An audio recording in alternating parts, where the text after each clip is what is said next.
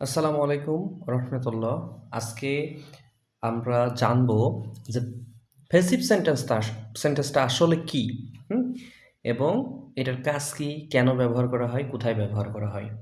ঠিক আছে, নট আমরা ভয়েস সেন্স শিখবো, আমরা জাস্ট প্যাসিভ সেন্টেন্সটা কি এটা শিখবো। ওকে, ভয়েস সেন্স শিখবো না, কিন্তু আমরা অ্যাক্টিভ প্যাসিভ যারা মোটামুটি একটু প্যাসিভ কথাটা আগে শুনছো ভয়েস সেন্স পড়ার সময়, যে অ্যাক্টিভ ভয়েস প্যাসিভ ভয়েস। ঠিক আছে, আমরা অ্যাক্টিভ প্যাসিভ ভয়েস শিখবো না, আমরা জাস্ট প্যাসিভ ভয়েসটা শিখবো। তো প্যাসিভ ভয়েসটা শেখার পরে যখন আমরা ওই সেই জায়গায় যাব, অ্যাক্টিভ থেকে প্যাসিভ, তখন মানে ওইটা জাস্ট কেমন পানি ভাত হয়ে যাবে আর কি। সহজ হয়ে যাবে, একেবারে সহজ হয়ে যাবে।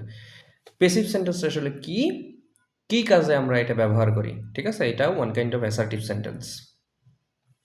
তো প্যাসিভ সেন্টেন্সটা আসলে কি?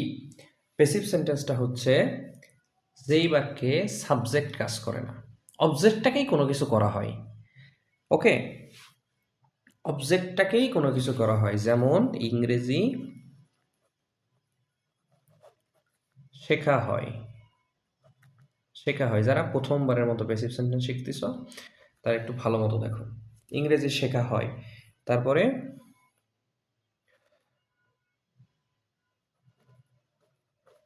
বইটি পড়া হয়েছে।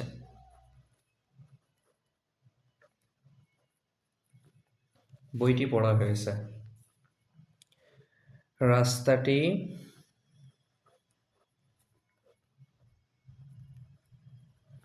মেরামত করা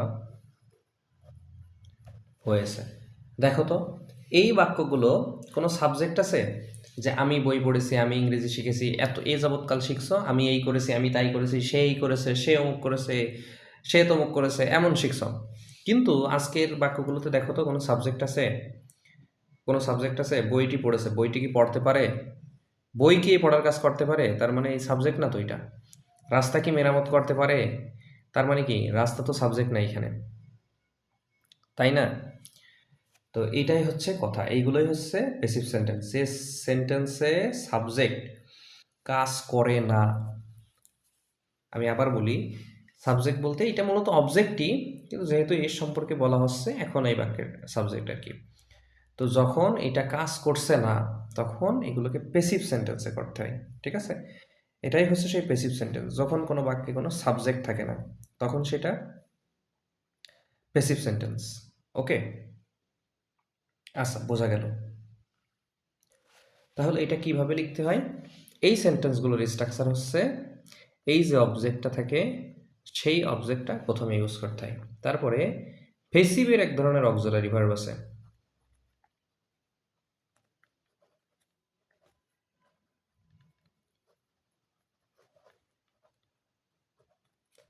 তারপরে মূল ভার্বের 3 নম্বর ফর্ম। তার মানে কি, অবজেক্ট ইউজ করতে হয়, পেসিভের অক্সিলারি ভার্ব, তারপরে 3 নম্বর ফর্ম। সবগুলো সেন্টেন্সের স্ট্রাকচার সেম, জাস্ট খালি পেসিভের এই অক্সিলারি ভার্বটা চেঞ্জ করে করে বসাইলেই হয়ে যাবে। এখন আমার কথা বোঝা গেছে কিনা? এতটুকু। তার মানে যে অবজেক্টটা, যেমন ইংরেজি এখানে অবজেক্ট, বইটি এখানে অবজেক্ট, রাস্তাটি এখানে অবজেক্ট, এগুলো সব অবজেক্ট। তাহলে অবজেক্ট বসাইলাম, ফেসিভের অক্সিলারি ভার্ব। তাহলে এই ফেসিভের অক্সিলারি ভার্বটা কি জিনিস? আর ভার্ব থ্রি এটা তো জানি, ভার্বের 3টা ফর্ম আছে, অবশ্যই ভার্বের 3টা ফর্ম মুখস্থ করবে তাইলে অর্থ সহকারে, তাইলে শব্দ ভাণ্ডার আরো বেশি মানে ইয়ে হবে, এনরিচ হবে আর কি। তো তাইলে এইটাও জানি, এইটাও জানি, এখন এইটা কি, এইটা একটু জানার বিষয়। তো দেখো, পেসিভ সেন্টেন্স লেখার সময় এই পেসিভের অক্সিলারি ভার্বগুলো কিভাবে মনে রাখবো? তো প্রেজেন্ট ইনডিফিনাইট টেন্সের ক্ষেত্রে পেসিভের অক্সিলারি ভার্ব ইউজ করব এম, ইজ অথবা, আর এম ইজ আর কোথায় বসে এটা আমি যখন প্রেজেন্ট কন্টিনিউয়াস টেন্স পড়াইছি তখনই আমি এটা শিখাইছি। যদি এটা না দেখে থাকো বা না বুঝে থাকো, অবশ্যই প্রেজেন্ট কন্টিনিউয়াস টেন্সের ক্লাসটা দেখে আসবে। প্রেজেন্ট কন্টিনিউয়াস টেন্সের বেলায় পেসিভের অক্সিলারি ভার্বটা হবে am being,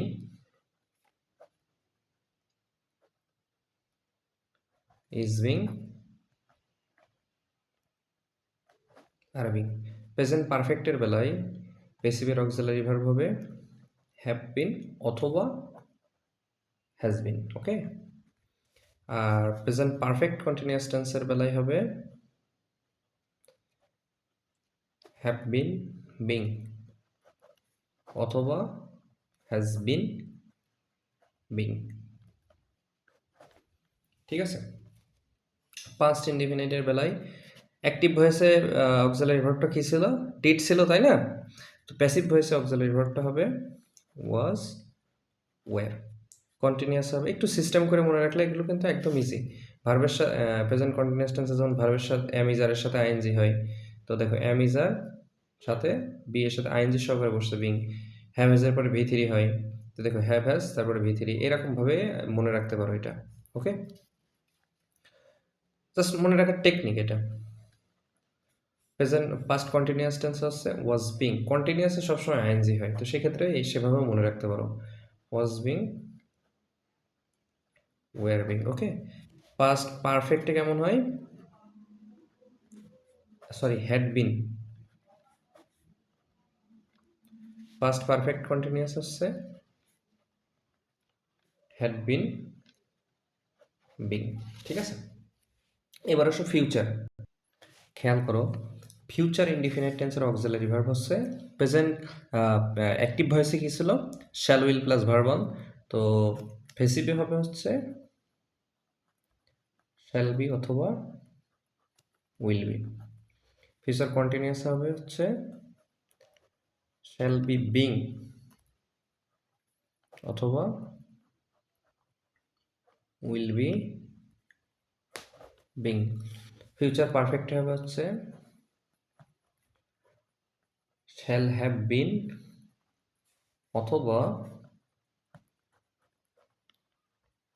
will have been. ঠিক আছে, আর ফিউচার পারফেক্ট কন্টিনিউয়াস হবে হচ্ছে শ্যাল হ্যাভ বিন অথবা শ্যাল হ্যাভ বিন বিং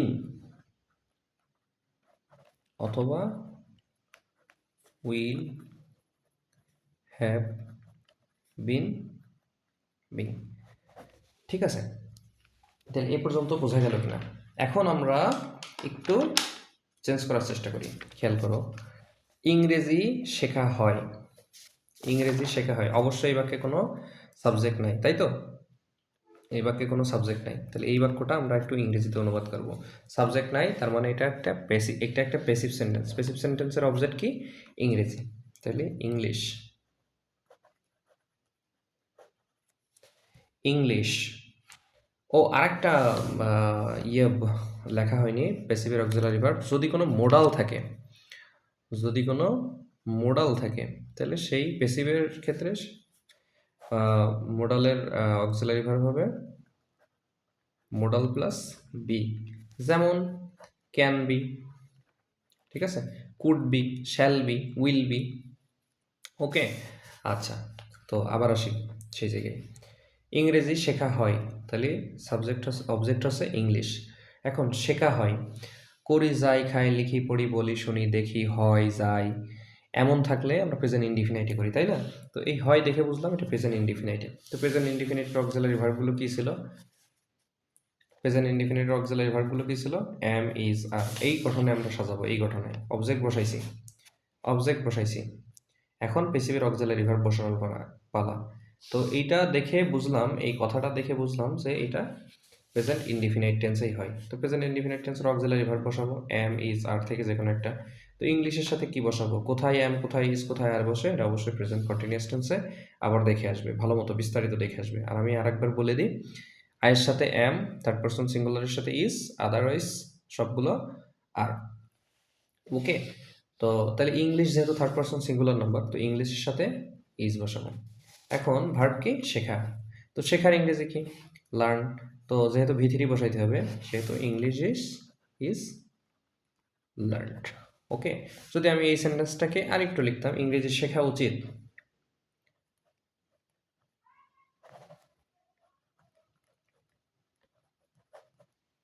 ইংরেজি শেখা উচিত। দেখো এই বাক্যে কোনো আমি সাবজেক্ট ইউজ করি নাই। এমন বলতে পারতাম যে আমাদের ইংরেজি শেখা উচিত, আমাদের ইংরেজি শেখা উচিত, কিন্তু আমি বলি নাই, কিন্তু সাবজেক্ট রাখি নাই, প্যাসিভ সেন্টেন্স। তো ইংরেজি শেখা উচিত, উচিত দেখে বুঝলাম এখানে শুডের ব্যবহার। ঠিক আছে, তো তাইলে অবজেক্ট লেখো ইংলিশ। তো যেহেতু মোডালের ব্যবহার শুডের, তো মোডালের বলছিলাম প্যাসিভের অক্সিলারি ভার্ব কি, মোডাল প্লাস বি। যেহেতু এটা শুডের ইউজ, তাহলে শুডের সাথে বি ইউজ করতে হবে। English should be, should be. শেখার ইংরেজি লার্ন, তো লার্নড। এখন এর সাথে তুমি প্রিপজিশনাল ফ্রেজ যুক্ত করে সেন্টেন্সকে আরো বড় করতে পারো, যে আমাদের দ্বারা, বাই আস। ঠিক আছে, তারপরে অ্যাডভার্ব ইউজ করতে পারো, যা খুশি ইউজ করতে পারো। ঠিক আছে, বইটি পড়া হয়েছে, এটা দেখি, বইটি পড়া হয়েছে, বইটির ইংরেজি কি, দ্য বুক, বইটি পড়া হয়েছে। এখন এই হয়েছে দেখে বুঝলাম যে এইটা প্রেজেন্ট পারফেক্ট টেন্স। হ্যাঁ, প্রেজেন্ট পারফেক্ট টেন্সের ক্লাসগুলো অবশ্যই দেখতে হবে তোমার, না হলে তুমি আসলে একটু আগাইতে পারবে না। যদি তুমি অর্থ না জানো এইগুলার, তো কোনোদিনই আগাইতে পারবো না। বইটি পড়া হয়েছে, তাহলে দ্য বুক, যেহেতু হয়েছে প্রেজেন্ট পারফেক্ট টেন্স, সেহেতু প্রেজেন্ট পারফেক্ট টেন্সের অক্সিলারি ভার্ব হিসেবে খেয়াল করো কি ছিল, প্রেজেন্ট পারফেক্ট টেন্সের অক্সিলারি ভার্ব হিসেবে ছিল হচ্ছে have been R has been. তো দি বুক, হ্যাভ কোথায় বসবে, হ্যাজ কোথায় বসবে, প্রেজেন্ট পারফেক্ট টেন্সটা অবশ্যই দেখে নিবা। তো থার্ড পারসন সিঙ্গুলারের সাথে হ্যাজ বসে সাধারণত। দ্য বুক, বইটি, অবশ্যই থার্ড পারসন, এবং বইটি মানে একটা বইরে বোঝাচ্ছে, তাহলে সিঙ্গুলার। দ্য বুক সেক্ষেত্রে has been, the book has been পড়া, পড়ার ইংরেজি রিড, রিডের পাস্ট পার্টিসিপল ফর্মও হচ্ছে রিড। ওকে, এই গঠন অনুযায়ী সাজাইছি, অবজেক্ট বসাইছি দ্য বুক, প্যাসিভের অক্সিলারি ভার্ব হ্যাজ বিন বসাইছি, তারপরে মূল ভার্বের ভিতরি এই যে রিড বসাইছি। তো আশা করি তোমরা বিষয়টি বুঝতে পারছো। এইবার কিছু এক্সাম্পল দেখো।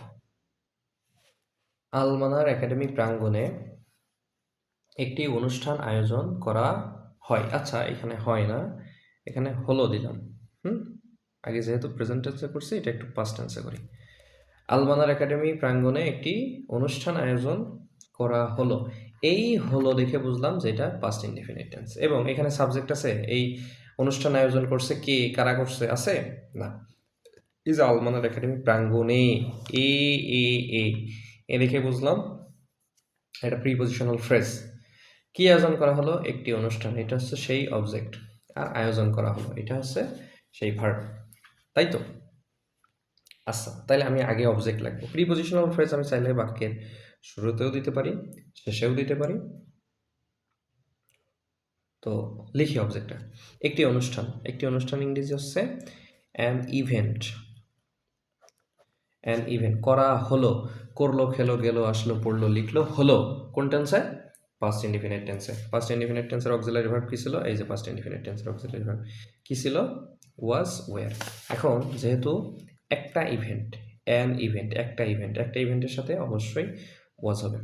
অ্যান ইভেন্ট ওয়াজ, আয়োজন করা, আয়োজন করার ইংরেজি হচ্ছে অ্যারেঞ্জড বা অর্গানাইজড।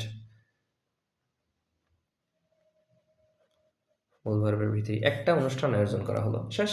এখন জাস্ট এইটুকু বসাই দেবো, এইটুকুর কোনো কাজ নাই। প্রিপজিশনাল ফ্রেজ জাস্ট প্রিপজিশন দিয়ে বসে যাবে, ঠিক আছে।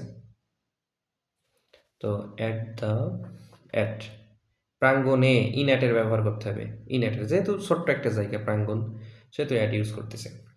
অ্যাট দ্য, প্রাঙ্গণের ইংরেজি হচ্ছে ইয়ার্ড। আলমানার একাডেমির প্রাঙ্গণে, ঠিক আছে। অথবা এটা এইভাবে লিখতে পারতাম, অ্যাট আলমানার একাডেমি ইয়ার্ড, অথবা at the yard of Almanar academy, short ফর্মে লিখলাম জায়গা স্বল্পতার কারণে। ওকে, এরপরে আসো, বর্তমান সময়ে দ্রব্যমূল্যের দাম নিয়ন্ত্রণে রাখতে হবে বা নিয়ন্ত্রণ করতে হবে, একই কথা। তো বর্তমান সময়ে এটুকুর কোনো কাজ আছে না, কোনো কাজ নেই। কি নিয়ন্ত্রণে রাখতে হবে, দ্রব্যমূল্যের দাম, এটা হচ্ছে সেই অবজেক্ট, আর নিয়ন্ত্রণে রাখতে হবে এটা হচ্ছে সেই ভার্ব, ঠিক আছে। এটা অবজেক্ট, কি নিয়ন্ত্রণে রাখতে হবে, অবজেক্টটা তোমরা জানো যে অবজেক্ট কিভাবে বের করতে হয়। তো এটা হচ্ছে আসলে অবজেক্ট, নিয়ন্ত্রণ করবে কে বা কারা করবে, দ্রব্যমূল্যের দাম কি নিয়ন্ত্রণ করতে পারে, দ্রব্যমূল্যের দামের সে ক্ষমতা আছে, হাত পা আছে, না কথা বলতে পারে, দ্রব্যমূল্যের দাম। তো এটা নিয়ন্ত্রণ করতে পারে না, এটা সাবজেক্ট না, এটা হচ্ছে অবজেক্ট। তাহলে আমি আগে অবজেক্ট লিখবো, কিন্তু এখানে একটা প্রিপজিশনাল ফ্রেজ রয়েছে। তো তোমাদেরকে আমি বলছি যে সময়সূচক যদি কোনো অ্যাডভার্বিয়াল ফ্রেজ বা প্রিপজিশনাল ফ্রেজ থাকে তাহলে সেটা প্রথমে ইউজ করবে।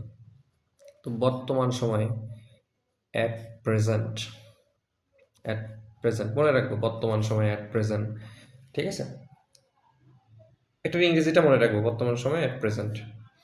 তো সাবজেক্ট হচ্ছে দ্রব্যমূল্যের দাম, দ্রব্যমূল্যের দাম, সরি অবজেক্ট হচ্ছে দ্রব্যমূল্যের দাম। তো এটার ইংরেজি কি? দ্রব্যমূল্যের দাম, রয়ের ইউজ, দ্রব্যমূল্যের দাম। তো এটার ইংরেজি কি? আমি অবশ্যই শিখাইছি, দ্বিতীয় ক্লাস দেখে আসবে যারা পারো না। দ্রব্যমূল্যের দাম, দ্য দাম অফ দ্রব্যমূল্য, দ্য প্রাইস অফ গুডস। দ্রব্যমূল্যের ইংরেজি হচ্ছে গুডস। দ্রব্যমূল্যের দাম, এই যে এটা হচ্ছে অবজেক্ট।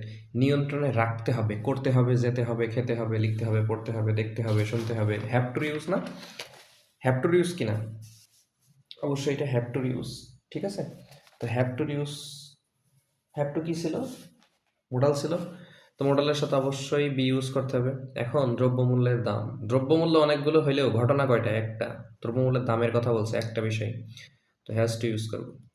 হ্যাজ টু মোডালের সাথে পেসিভ অক্সিলারি ভার্ব কি ইউজ করতে হয়? বি। হ্যাজ টু বি, নিয়ন্ত্রণে রাখা, কন্ট্রোলড, কন্ট্রোল।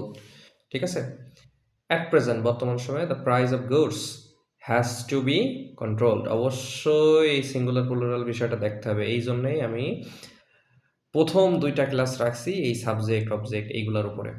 তো প্রাইস অফ গুডস, গুডস অনেকগুলো এই কারণে যে হ্যাভ টু দিবা, বিষয়টা এরকম না। এখানে অর্থটা কি আসতেছে? দ্রব্যমূল্যের দাম, দ্রব্যমূল্যগুলোর দাম, এরকম আর কি। তো আসলে এখানে মেইন বিষয়টা হচ্ছে দাম রে বোঝাচ্ছে, দ্রব্যমূল্য রে বোঝাচ্ছে না, কিন্তু দ্রব্যমূল্যের দাম রে বোঝাচ্ছে। হ্যাঁ, তো সেটা।